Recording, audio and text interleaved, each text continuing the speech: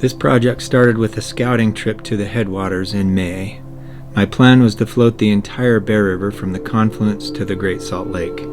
Ideally, timing to begin the float would have been mid-June, during runoff and high flows, but I couldn't make that time work for my schedule, so I had to delay until late July. I knew this was going to make it more difficult, especially in the upper half of the river, due to peak irrigation needs and less water in the system during late July and August. I had been dreaming about this project for years and had anticipated everything but just how low the water would be. But I was determined to give it a try. Today is day one of the float. It's Saturday, July 22nd, 2022, and I'm camped at the state line between Wyoming and Utah on a piece of BLM, and in the background is where I'm headed, to the base of the Uinta Mountains at the Stillwater campground, where I will put my boat in and float. I'm riding my bike from here up to there, and then I'm going to leave my bike there, jump in the boat, and float down. Wish me luck.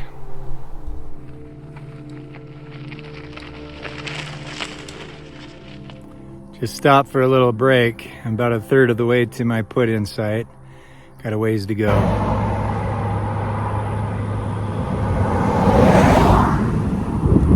Dodging vehicles and playing Frogger on the Mirror Lake Highway. I'm questioning my decision making to run my own shuttle. Well, here we go. Stillwater Campground. Thanks to Shane Scandalberry letting me drop my boat off.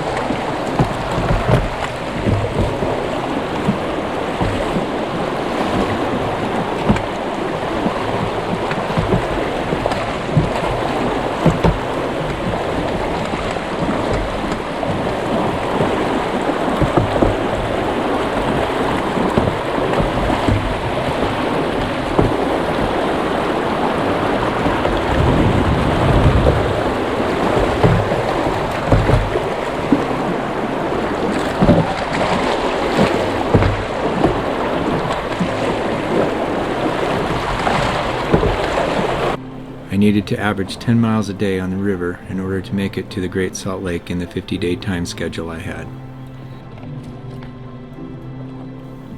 I bounced my way down, and in a 10-hour day, I made 3.5 miles.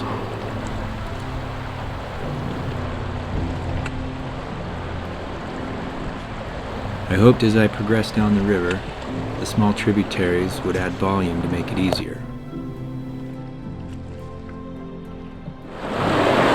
Official start of the Bear River right here.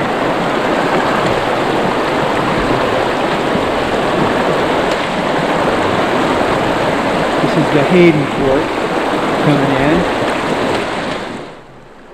But that wasn't the case. The tributaries were running pretty low at this time of year.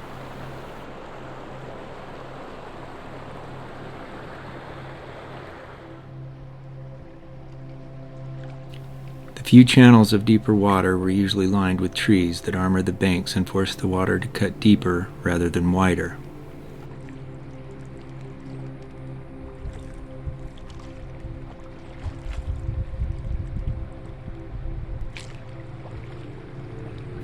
Rivers are alive, and they move within the floodplain as part of their natural process.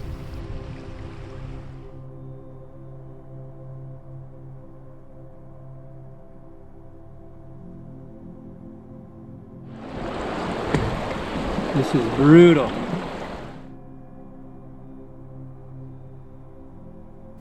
I got beat up in this section of river and realized I had to change my plan.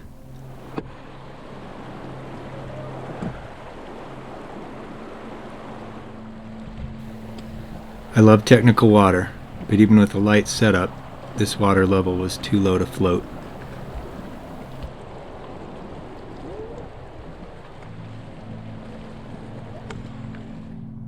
I made it to Bear River Lodge just before dark and caught a ride to my truck with my friend Shannon, who manages the lodge. I pulled up my camp and went back to Stillwater Campground to retrieve my bike that was at my friends Shane and Cynthia's camp. I headed downstream 40 miles and camped just outside of Evanston, Wyoming, to float through Bear River State Park to the town of Evanston.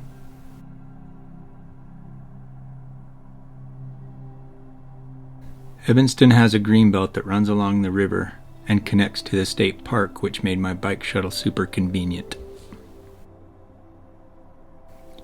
It was nice to have a little more volume in the river in this section and run a few drop structures that were designed for boater play waves at higher water and to keep the river from meandering outside its channel.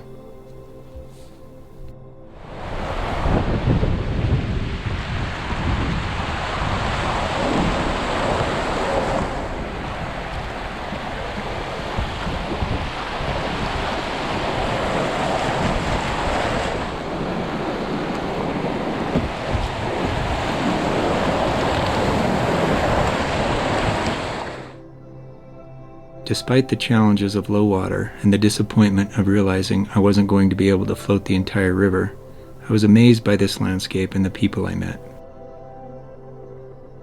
Landowners and managers care about this land and the Bear River they depend on.